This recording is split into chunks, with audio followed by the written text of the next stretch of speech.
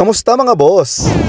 Dahil grand opening nga ng Lapas Batchoy, tapos special guest yung kaibigan nating super sikat na si Jenson TV, saka yung isa pa rin nating kaibigang sikat na si Pinoy Diskarte, syempre hindi tayo mawawala dito. Suportahan natin yung super sikat nating mga kaibigan. Nice! Tara mga boss, tingnan nga natin yung mga ganap dito nga sa reopening ng lugar na ito.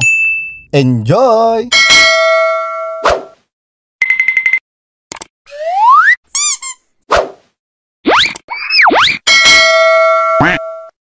Ayan mga boss, medyo late na nga kaming dumating dito nga sa venue kasi may sinundo pa nga kaming isa. Shoutout nga sa'yo, Gulani Vlogs.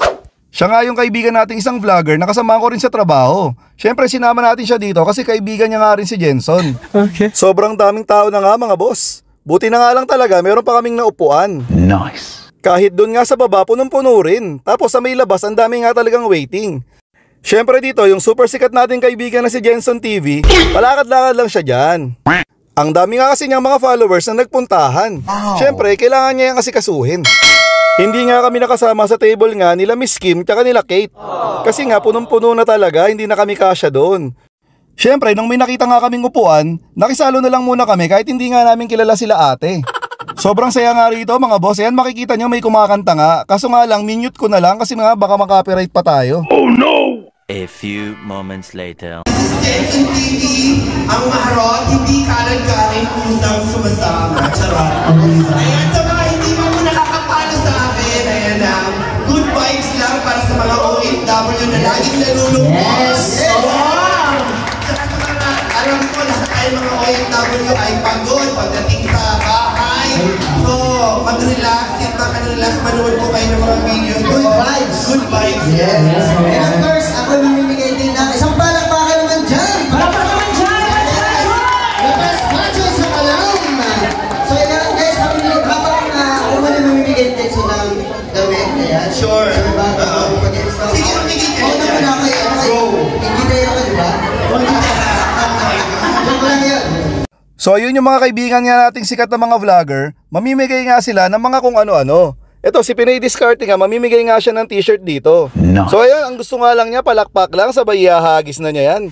Napakarami nga niyang nabigyan dyan mga boss.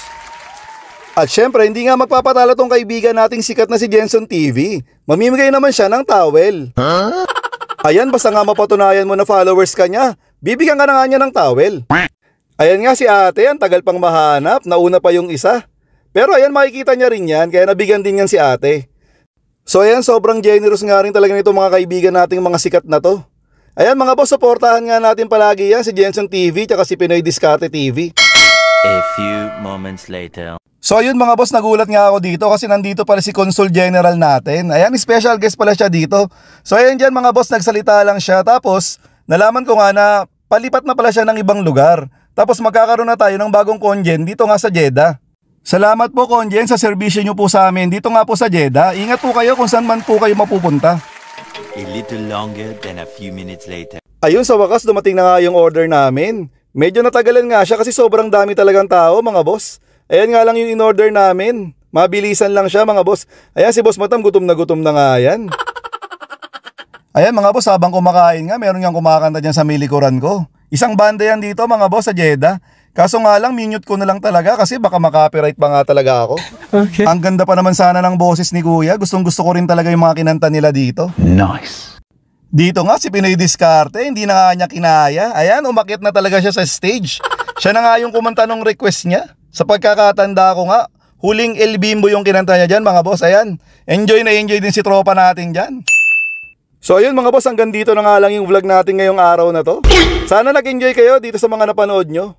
Kami nag-enjoy rin kasi kami rito nung gabi na yon. Okay. Sa mga hindi pa nga nagpa-follow sa akin dyan, baka naman. Yung hindi pa nga rin nagla-like, pakilike nyo na rin yan mga boss.